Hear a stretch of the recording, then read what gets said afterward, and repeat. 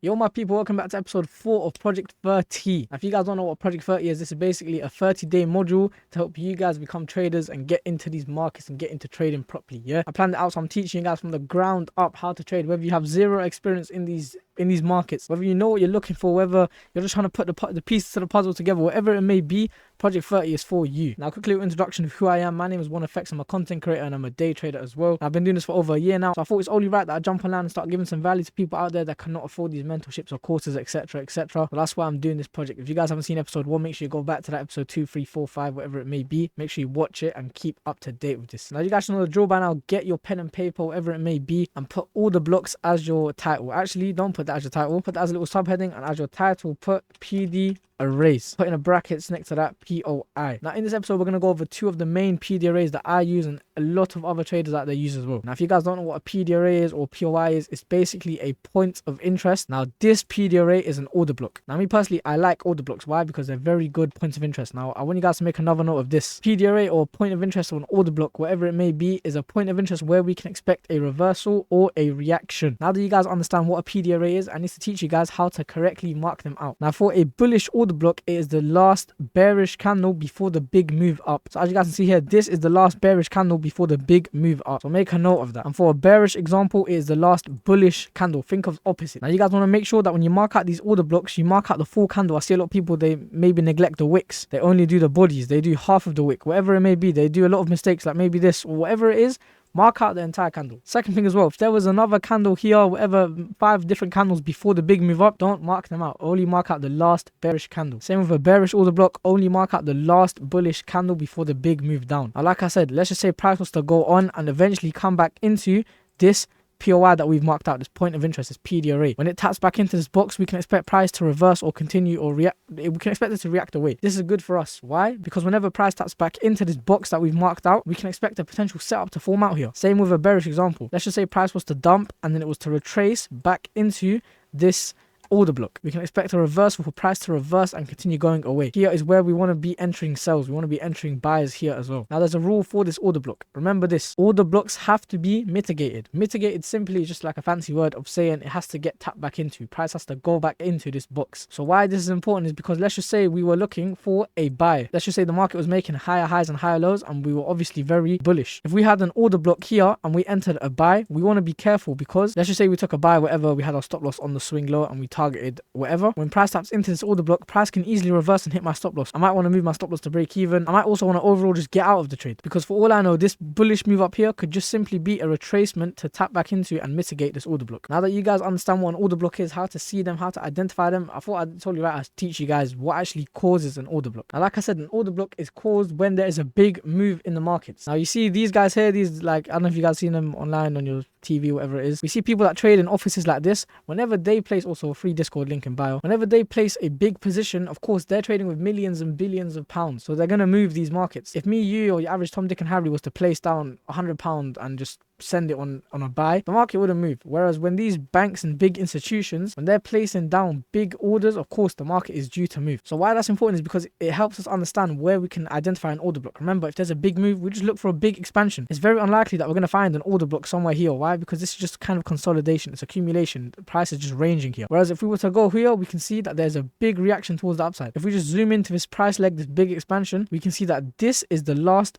bearish candle before the big move up. So whenever, I don't know if you guys can see, what price does tap back into this order block, price just about taps into the order block. When it taps into this order block, we can expect a reaction, and as you guys can see, price reverses. Again, this is kind of cleaner. Whenever price taps into this order block, what do we also do? We sweep liquidity. You guys can see that this swing low has been taken. So not only are we inside of a point of interest where we can expect a reversal, we've swept liquidity, and we know that what does price do? It chases liquidity. Liquidity is fuel for the market. So once we've taken out the buyers, where are we going to go target? The sellers. And where do the sellers have their stop losses? On highs. As you guys can see, there are multiple kind of relatively equal highs resting in this area here. And once again, what is price always doing is creating liquidity. You guys can see these relatively equal lows, they get taken. Price mitigates this order block because we know we have to come back to this order block and mitigate it. So not only are we once again inside of a point of interest where we can expect a reversal, but we've also swept liquidity, and we know that now the buyers are taken out of their trades. We're going to go target the sellers. And what does price do? We get a market structure shift towards the upside, and price flies and takes out these sellers' stop losses. You guys see how it's all sort of linking together. But remember, how to mark out these order blocks is you just just look for a big reaction. Remember, this reaction doesn't have to be the biggest reaction in the world. All that has to happen is price just has to move up a little bit. So you guys can see last bearish candle before the big move up. This is an order block. Again, last bearish candle before a big move up. This is an order block. Now, one more thing. I want you guys to think that, yo, trading is so easy. All I have to do is identify a trend. As you guys can see, we're making higher highs and higher lows. We are very bullish. Identify maybe some liquidity for a potential take profit. You guys can see we have a swing high here and we also have a swing high here. And what do I need now? I need a point of interest. So let me just randomly buy off of this order block. What you guys might do, you might end up placing a long here, putting your stop loss on the swing low and targeting these highs. This is stupid. Why? Because this is not enough to trade. You would, like 9 out of 10 times if you were to do this, you just get taken out of your trades. But overall, you guys, you need to understand, and I'm going to make this clear, do not just randomly buy and sell off of order blocks. This is not a reliable strategy. An order block is simply just a point of interest where we can expect the market to reverse. However, remember, not every single order block has to hold. A lot of them will just get ran through. Say, for example, this bearish order block here. You guys can see what is a bearish order block. It's the last bullish candle before a big move down. And you guys can literally see here, we have this last bullish candle before the big move down. But like I said, don't just be randomly placing buys and sells and off order blocks and hoping for the best. This is not a strategy. This is simply just a point of interest. You guys see, yes, this is an order block. It gives a little fake reaction. However, what happens? Everyone gets taken out of the trades. So like I said, don't be silly, don't be stupid, don't try to think you're smart. You're gonna get some. But for now, we need to practice marking out more order blocks. So once again, we can just play around with our time frames and go to a random point in time. Also, one more thing, I forgot to tell you guys. Whenever you load up TradingView, 9 out of 10 times, you guys can see, like, I'm trying to go up. I'm trying to drag the screen up and go, like, float about on the charts. It's not letting me go. Why? Because whenever you open your TradingView, it will be in like a mode where the charts are reset. So how to get out of this mode that's kind of locked? You just drag this up a little bit and now you can freely roam about. If you want to get back into that locked mode, just right click, press reset chart view, and this will get you back, so you can't really, wherever you go, the candles are going to be there with you. Does that make sense? Another thing as well, I forgot to tell you guys, how I mark out these lines so straight is I'll obviously draw out the line and I'll hold shift, and wherever I go, this will be a straight line. But anyway, back to the point. How can we mark out a bearish order block? Remember, think like opposite. If we're bearish, we're going to mark out the last bullish candle. Remember, I'm marking out the full candle from wick to wick. I'm not marking out 2 candles. I'm not marking out 3 candles. Only the last bullish candle before the big move down. This is now my point of interest, and when price taps back into this, I can expect a reaction.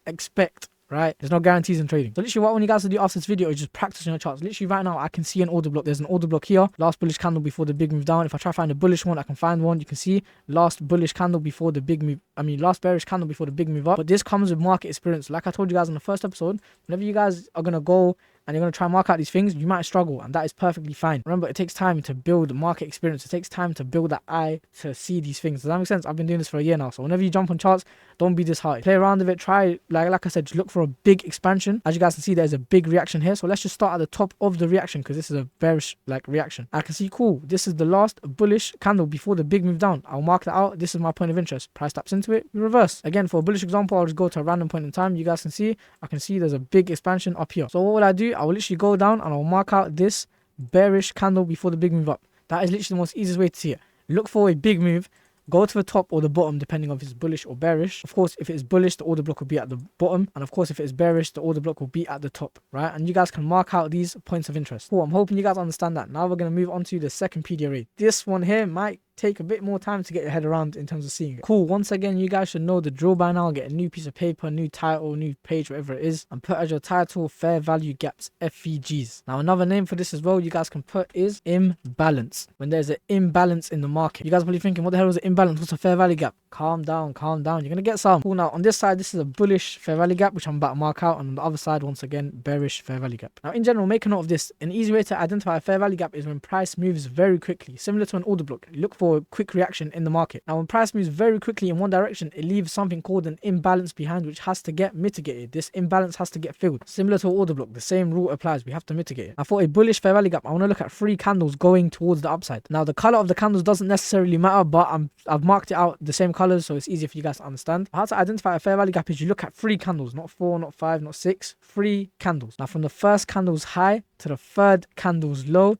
this area here is your imbalance. As you guys can see, this is the first candle, this is the second candle, and this is the third candle. Easy way to remember it. Think of, if we're bullish, what are we going to do? We're going to go higher. So that's the first thing that comes to your mind, high. So first candle's high to the third candle's low. And you want to draw out a box from wick to wick. This here is your fair value gap. Now, if the wick was to come all the way down here, then once again, you just refine the fair value gap to the wick. However, you guys can see where the wicks are not overlapping. This is your imbalance. But if the wicks were to overlap, then in this case, there would be no imbalance. Why? Because we're going from the first candle's high to the third candle's low. You can't really do like this way around. It's just weird. It's goofy, right? So literally you mark it out from the first candle's high to the third candle's low. In this case, if the wicks are overlapping, there is no imbalance. However, where the wicks are not overlapping and there's just a body, you guys can see if I highlight this area, there is just a body in this area. This is the imbalance. Like I said, when price taps back into this fair value gap, I can expect for price to reverse. Keyword expect. Don't just be buying and selling off of fair value gaps. Now for a bearish fair value gap, think bearish. What are we doing? We're going lower. So from the first candle's low to the third candle's high, this is your imbalance. You will just mark it out with a simple box. Once again, if the wicks were to come like midway through, then cool, you just draw it out to the wick. However, if the wicks were to just start overlapping, then in this case there's no fair value gap. Why? Because you can't really do like first candle's low to the third. It's weird. You can't do it. There's no imbalance. There's not a gap in price. You guys can see that where there's just a body in this area, this is the gap. This is the imbalance. Now once again, when price taps back into this fair value gap, what can I expect? A reaction or a reversal. Now once again, I want you guys to understand how this fair value gap is formed. So remember how I showed you guys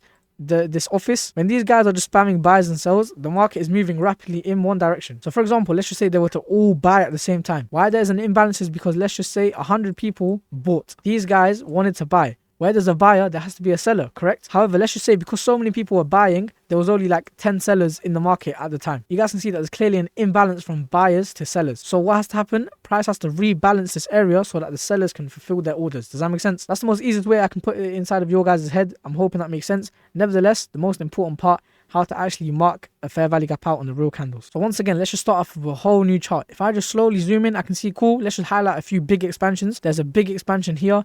There is a big expansion here. And also there is a big expansion towards the downside here. So let's just slowly zoom in. First things first, I can see that in this area, this is just a body, right? There's no wicks overlapping on the side. So there must be a fair value gap there. So what will I do? I can see from the first candle's high to the third candle's low. This is my imbalance. You guys can see I can just pick out any candles. 1, 2, and 3. These 3 candles here have led to an imbalance being placed in the market. Also another thing, if you guys look down, we can see there's another imbalance. There's just a body here. I can just see roughly there's just a body in this area. There's not a wick coming down like this. There is just a body in this area. So there must be, once again, an imbalance here. So what would I do? First candle's what? We're bullish, so it has to be high. First candle's high, the middle candle is the expansion, and the third candle's low. You guys can see third candle's low is there. If I draw out my box like this is my imbalance. I want to see price come back in and mitigate this point of interest where I can later on expect a reaction. Once again, if we zoom in here, you guys can see what is there. There's just a body in this area. So what will I do?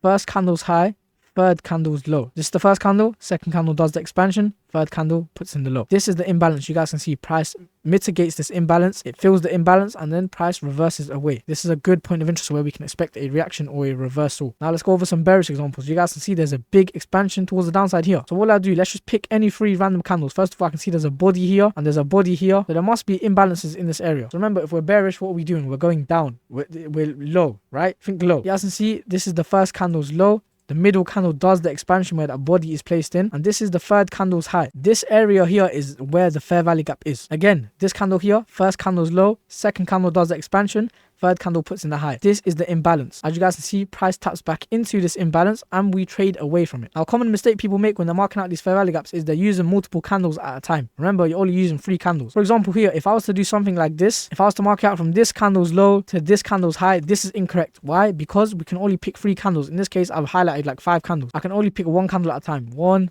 2, and 3. Remember, only pick 3 candles. Don't do anything silly like this, whatever. Just 3 candles. Mark out from the wick to wick. Now, quick question. If price was to do something like this, would there still be a fair value gap? Can I mark this out? No. Why? Because the wicks are overlapping. You guys can see the wicks are overlapping. We need an area where there is just a body. So I'm hoping that all makes sense for you guys. If not, maybe try to rewatch the video. And yeah, you should get it maybe the 3rd, 5th time. Now, jokes aside, if you guys are trying to take your trading serious and you're trying to take it to the next level, and you guys want to learn the way I trade, my strategy, and which fair value gaps, which one of these points of interest I mark out, how I personally mark out the most probable and high opportunity fair value gaps instead of the ones that just get ran through. So if you guys trying to take your trading seriously and to the next level, make sure you check out the link in the description. But anyway, it's been your boy on FX. Take care, my people.